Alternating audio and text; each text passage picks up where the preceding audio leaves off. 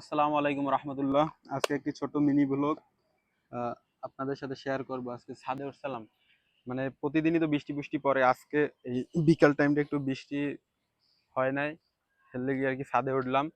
ছাদে উঠে খুব ভালোই লাগলো। এখন কত হইতেছে ছাদ দিয়ে নামিয়ে যাবো। আর সবচেয়ে বড় কথা হয়েছে, এখান থেকে নামতে হইলে একটা ছোটখাটো যুদ্ধের মতো সিচুয়েশন তৈরি হয়। এখানে পাড়া দিয়ে টিন দিয়ে তারপর এভাবে নামতে হয়। হ্যাঁ, কথা হইছে, এই দেখেন এখান থেকে নামবো আর আকাশটা দেখাই আপনাদের।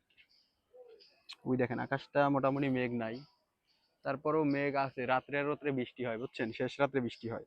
এখন এখান থেকে যে নামবো এটা তো একটা যুদ্ধের পর্যায়ে চলে যাবে, কিন্তু এভাবে আসলে নামতে গেলে আহত হওয়ার সম্ভাবনা বেশি। আমি আহত হইলে আমার কোনো অসুবিধা নেই, কিন্তু আমার বন্ধুগণ যদি আহত হয়ে যান ভিডিও দেখার সময়, সেক্ষেত্রে আমার খুবই কষ্ট লাগবে।